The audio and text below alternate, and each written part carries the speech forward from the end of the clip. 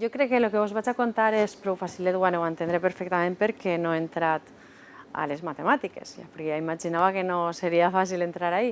Aleshores he entrat més en que veieu quin és el llenguatge que utilitzem per a fer coses després. El que fem està al final i passarem un poc per damunt en això, però sobretot el llenguatge que gastem. Bé, com diu Amèlia, jo estava primer en l'àrea de geometria i el que faig és geometria aplicada. I ara estic en l'àrea de matemàtica aplicada, on també entra la geometria aplicada. I, a més, estic estudiant en altres coses dins del camp de matemàtica aplicada, però me resultaven prou més difícils d'explicar així d'una manera divulgativa que això. Així que comencem. Si us pareix, us parlaré dels automòbils, dels edificis, de la tipografia, que el que són les aplicacions que tenen les corbes i superfícies de Bézier, que és de lo que versa la recerca que jo faig, que està dins del camp que s'anomena CAGT. CAGT, que és Computer Aided Geometric Design, és a dir, disseny geomètric assistit per ordinador. I aquesta és l'eina que s'utilitza per a fer el disseny per ordinador. I és una cosa moderna, clar.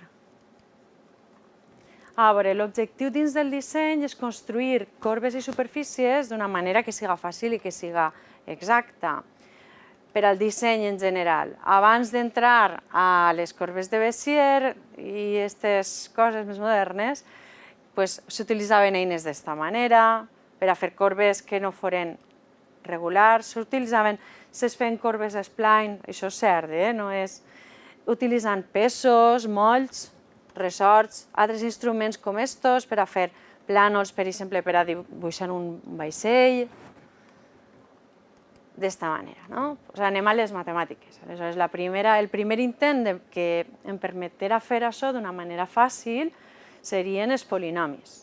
I els polinomis, ja sabeu, tenen aquesta forma, una sèrie de coeficients i una sèrie de potències. En la base usual, ahí. U, t, t al quadrat, així, no? Què passa? Quin problema tenen els polinomis, que són la funció més fàcil que me permetria dibuixar les formes?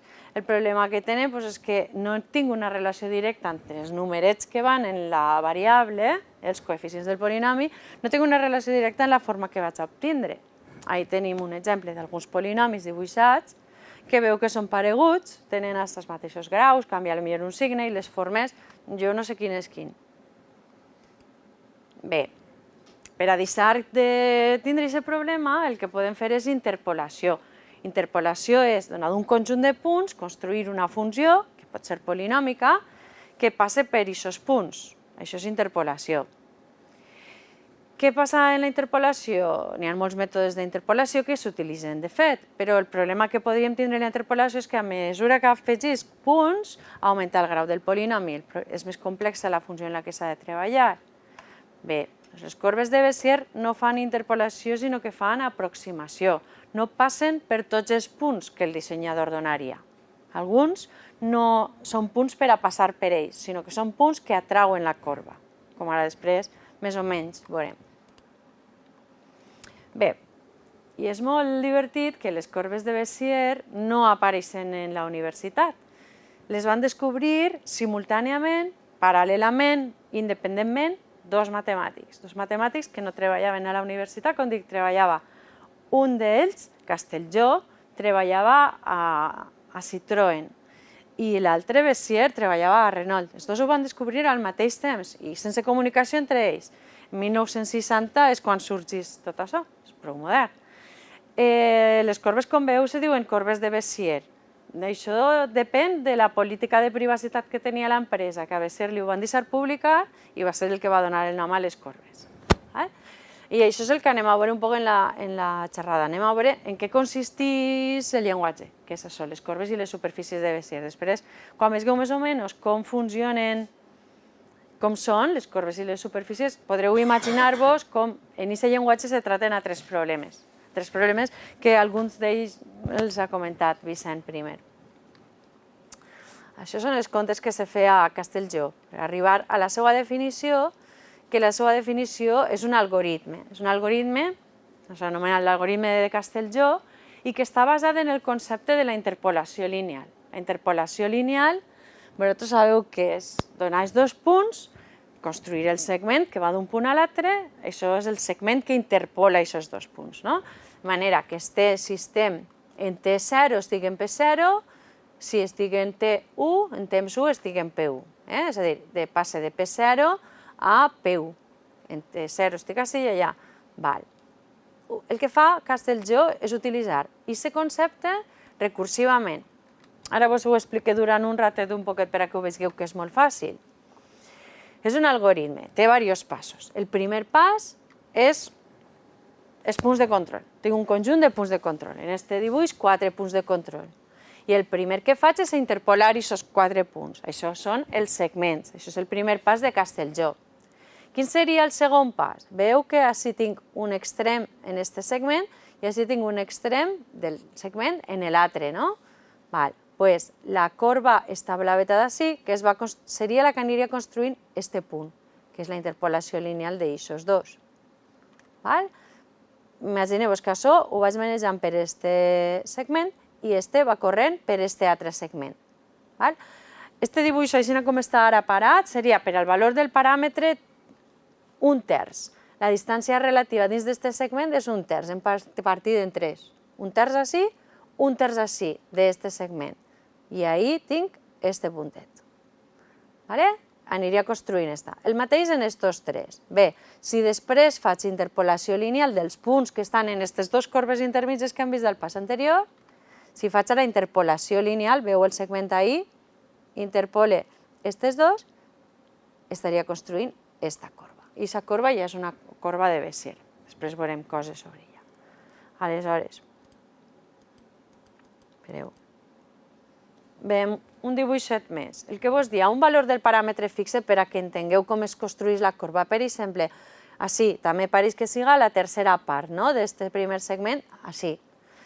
Construïm alfa de 1/3, la imatge de 1/3. Doncs així tenim 1/3, 1/3 i 1/3. Unisc aquests que he assenyalat. Veieu que fica ahí super 1, això és el pas 1. Tinc ara, primer tenia 3 segments, ara en tinc 2. En aquests 2 segments considera altra vegada 1/3 i 1/3, el segment que unís ahí. Tenim un únic segment, este últim segment considera així la distància relativa 1/3 i este punt rosa és alfa de 1/3. Fent això recursivament per a tots els valors del paràmetre és com es construeix la corba de Bézier. És una cosa pareguda al que es fa en aquesta manualitat, no sé si es veu molt ahí, que és en això d'anar enganxant fils. Va sorgint una corba, i aquesta seria la corba de Bézier associada a aquests punts, que s'anomenen punts de control. Anem a veure així un poquet en un programeta, per a que quedi això clar.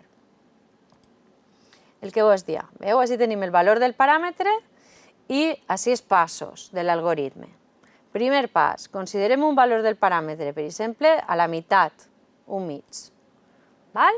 Tindríem este punt i este punt, aquests 3. Els uniríem en aquests 2 segments i considerem altra vegada un mig i un mig.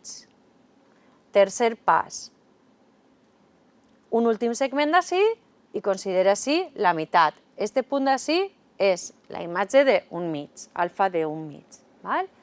I això se pot manejar per a que veieu com se va construint.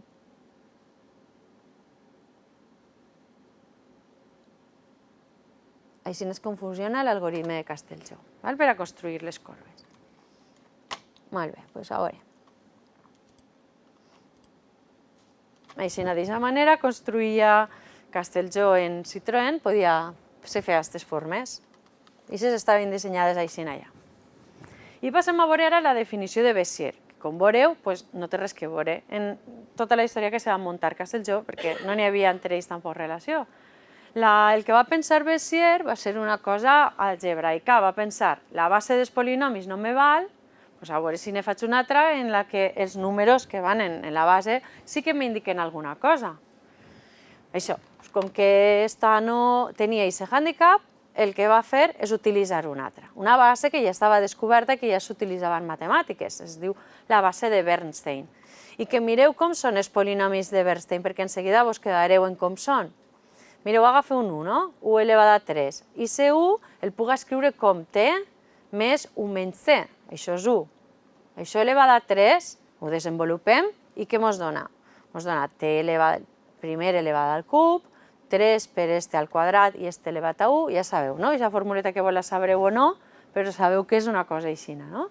Doncs aquests polinomis que estan així sumats, este, són els 4 polinomis que formen la base de Bernstein per a aquest grau que estem veient ara, que és 3. Els polinomis de la base de Bernstein. I com la definia la corba de Bézier?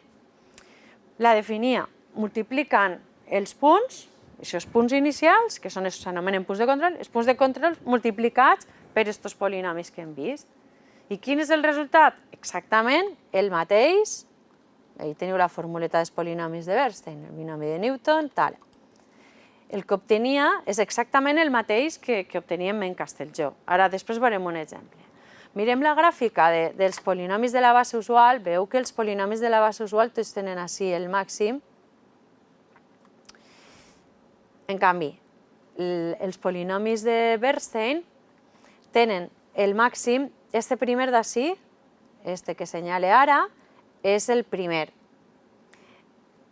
És el que s'anomena B0, el primer de la base, el polinomi B0. Este d'ací és B1 i té el valor màxim per a el valor del paràmetre 1 partit per 4, perquè estigui en base 4. Este d'ací és el segon polinomi de la base Bernstein i té el seu màxim en 2 partit per 4, en un mig. Així, este en 3/4 i este el té al final. Tenen els màxims repartits, el pes. Això és el que fa que després, quan multiplique cada polinomi per el punt de control, el punt afecta en aquest entorn. Que prenga importància el punt de control per a un determinat valor del paràmetre. Cada un mana en un tros. Cada punt de control mana en un tros de la corba. Això és el que fa que els punts de control efectivament actuen com si foren imants de la corba, de manera que el dissenyador no necessita saber res de tot això.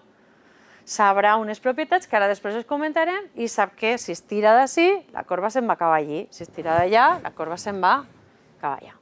Així tenim un exemple, uns quants punts de control, d'aquesta manera. El que s'ha de fer és multiplicar el punt pel polinomi, el punt pel polinomi, així no. I què obtinc? Obtinc una corba, veu? La primera component, la segona. Això és una parametrització de la corba. Ja ho veureu vosaltres també.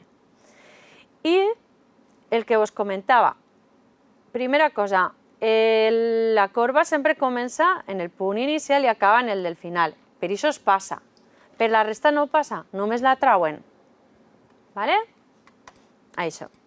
Bé, doncs Renault feia aquests dissenys ja utilitzant aquestes tècniques. Així us he explicat un dibuixet de les generalitzacions de les corbes de Bézier. En els programes que utilitzen els dissenyadors estan programades les corbes de Bézier, estan programades les de Bézier i les seues generalitzacions. Només en que agarreu el Paint ja ho fa, això. Ahí teniu un exemple. Ahí puc indicar el grau de la corba i vaig afegint punts de control. Així està pintant algunes corbes de Bézier i altres són B-splines o NURBS, que són generalitzacions de les corbes.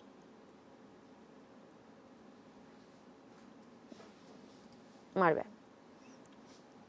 Comentar-vos que en el pla, els dibuixets que hem vist de les corbes de Bézier i això les han fetes totes en el pla, però que en l'espai tenim el mateix. I veiem un poquet les propietats de les corbes. La primera, la que us acabo de comentar, la interpolació als extrems. La imatge de 0 i la imatge de 1 són el punt inicial i el punt final, i aquests van controlats. Són corbes polinòmiques. Totes les corbes polinòmiques són corbes de Bézier. Totes les corbes de Bézier són polinòmiques. Són polinomis, simplement. L'únic que canvia és la manera d'escriure'ls. Invariança fi. Aquesta propietat és important per a les corbes en l'àmbit en què s'utilitzen. La invariança fi consisteix en el següent. Tu tens una corba situada així i resulta que el teu disseny no la vols així, sinó que la vols allà.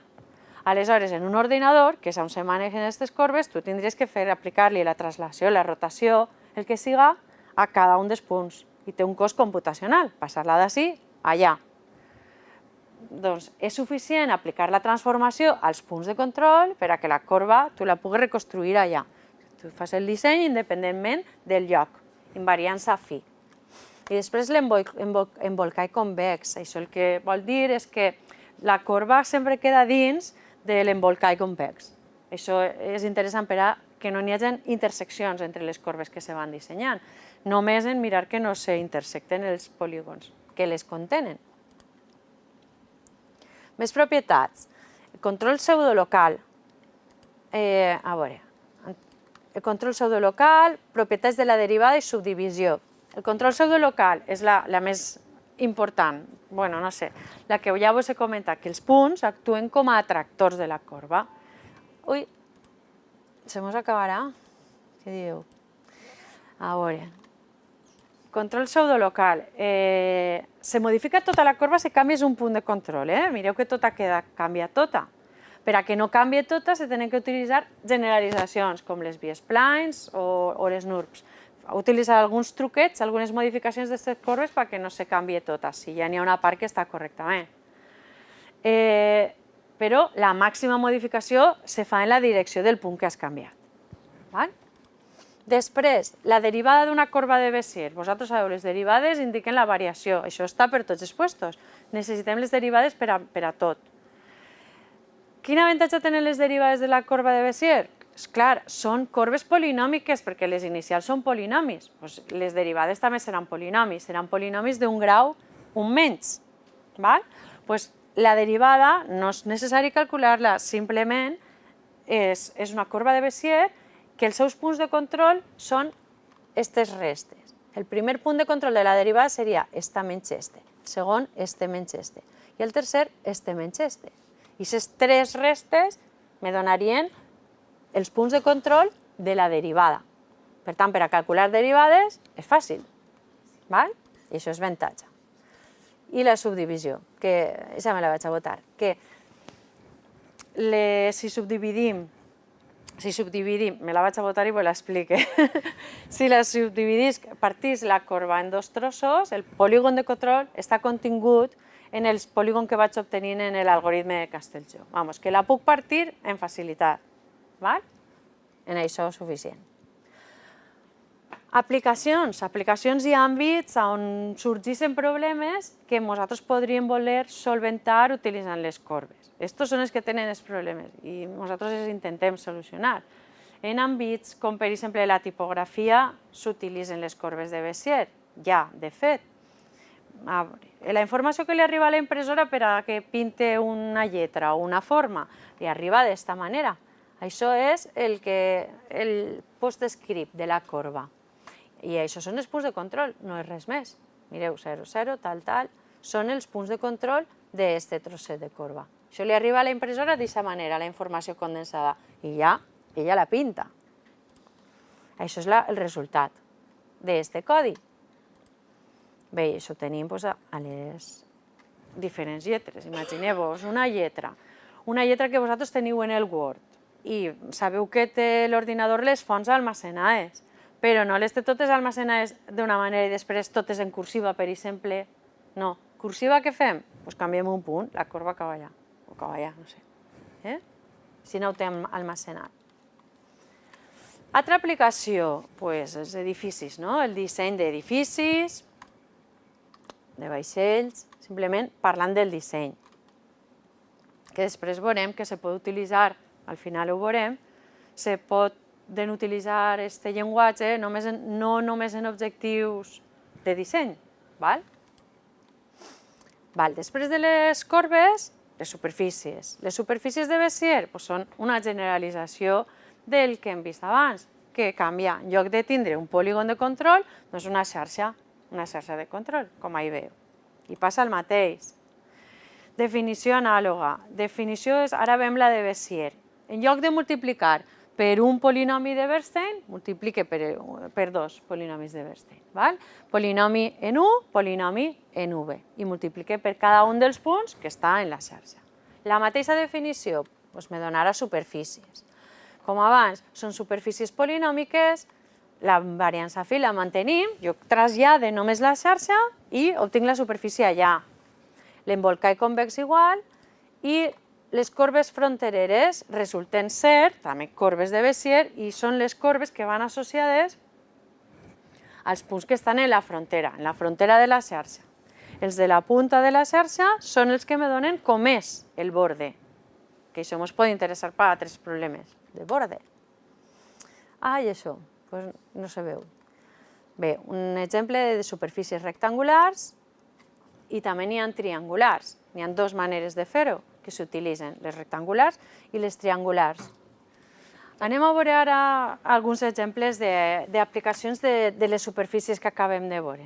Primer que res, comentar-vos esta, que és la més fàcil, el paraboloide hiperbòlic, que és 4 segments, recte sí, recte per ací.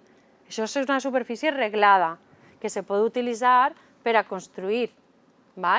Ja s'ha utilitzat de sempre, no? Per què? Perquè es pot fer en rectes. Així tenim un exemple.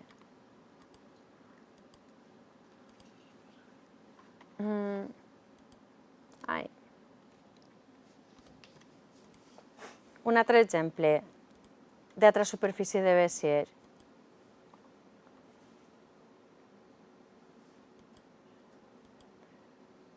Una forma com esta, no? Està unida. Són diversos trossos i estan units. Això és una forma que s'utilitza en la construcció. Així tenim diversos exemples del mateix. Així tenim un altre exemple, que igual vos sona. Torrelàmina. Això és una superfície de Bézier i se sostre. No és difícil de fer. Per què? Perquè simplement és un segment a dos costats i en un costat una paràbola. Tenim 3 punts de control, això és grau 2. 3 punts, grau 2. I només en 1, 2, 3, 4, 5, 6 punts de control es pot construir una superfície com aquesta. Fàcil, fàcil. I per a construir també, perquè és una superfície a més reglada, que es pot fer en rectes, com ahí veiem. Molt bé, alguns exemples. I després també es poden construir utilitzant les superfícies de Bézier altres superfícies que no siguin tan fàcils com aquella. Quan l'objectiu és realment el disseny, modificant aquestes superfícies que són així planes, simplement modificant alguns punts de control, obtenim formes com aquestes d'ací, com les que utilitza Gehry en el seu disseny. Ahí teniu uns quants exemples. I anem ara un poc als problemes. El que deia abans Vicent, el problema de Plató. El problema de Plató era donada una frontera, buscar quina era la superfície que tinguera l'àrea mínima en aquesta frontera fixada i que ho complissin les pel·lícules de Sabó. Doncs bé, traduïm aquest problema, però a aquest àmbit buscaríem en lloc de la superfície que tinga mínima àrea donada una frontera, la que tinga mínima àrea, però no entre totes les superfícies que tenen aquesta frontera, sinó només entre les polinòmiques, és a dir, entre les de Bézier. Traduïm el llenguatge a aquest llenguatge el mateix problema. Això li diem el problema de Plató-Bézier. Com està la cosa? Doncs més fàcil. Per què? Perquè fixar una frontera és fixar simplement un conjunt de punts de control, que són els que controlen la frontera. I aleshores, ahir me faltaran uns poquets punts a l'interior. Se tractarà d'averiguar com tinc que col·locar aquests punts de control per a que l'àrea associada siga la menor possible, en aquest cas. Això és un problema. Se poden traduir molts dels problemes generals que vosaltres encara no coneixeu, però ja veureu, no? Que problemes de funcionals, d'equacions en derivades parcials, tot es pot anar traduint ahí. Aleshores, obtindríem una superfície com aquesta. Aquesta és la superfície polinòmica que té mínima àrea entre totes les polinòmiques que tenen aquesta frontera. Compte que la frontera serà polinòmica, així sempre, només parlem de fronteres polinòmiques. Un exemple d'una superfície minimal, que són les que complixen aquesta qüestió. Considerem ahir dos cilindres que s'intersecten aixina. La frontera seria una cosa aixina. Us sona això? Què és això? Si és qüestió de minimitzar, en el producte, sempre que n'hi hagi que minimitzar, és important. Per exemple, per a gastar el mínim material possible. Això, el que us comentava, per a obtindre aproximacions, de superfícies que tinguin mínima àrea, el que fem és minimitzar funcionals, altres funcionals, que coincidissin en el funcional de l'àrea en certes condicions, com ara el funcional de Dirichlet. Minimitzant el funcional de Dirichlet, el que trobem són aproximacions de les que tenen mínima àrea. Aleshores, si aquest problema pot ser difícil si considerem totes les funcions. El que passa és que quan considerem només les polinòmiques i en funció dels punts de control, això se tradueix simplement en un sistema lineal d'equacions. Això és l'avantatge. Se tradueix en un sistema lineal d'equacions i això ja n'hi ha moltes tècniques algebraiques per anar resolent. Altres funcionals que ens interessen, el que vos dia que no és només el disseny, no és l'únic que siga fàcil per a dissenyar i intuïtiu, sinó que podem estudiar funcionals que interessen a l'hora de construir coses, com per exemple este que anomenen el bending energy, que és el que regula en quina manera se doblega i aguanta la pressió una planxa. Una planxa que podríem considerar, per exemple, d'un submarí, d'un vaixell, que està sotmesa a una pressió. Això ho regula este funcional, trobar el seu mínim. O estudiem també equacions en derivades parcials, que això s'anomenen EDP superfícies, PD surfaces. Hem estudiat les harmòniques, les superfícies biharmòniques o les superfícies que me donen la deflexió. La deflexió, molt relacionada en el funcional anterior, la deflexió és la deformació que s'ompleix una placa que estiga sotmesa a una pressió constant, en el sentit. Va regulada per aquesta equació. Les solucions d'aquesta equació me donen quina és la forma que té la planxa deformada, per a que vos feu una idea. I això és tot. Un altre camp d'aplicació que no toquem nosaltres, però que és àmpliament extens, és l'animació i els videojocs, en què s'utilitzen les corbes i les superfícies de vessant. Això és tot.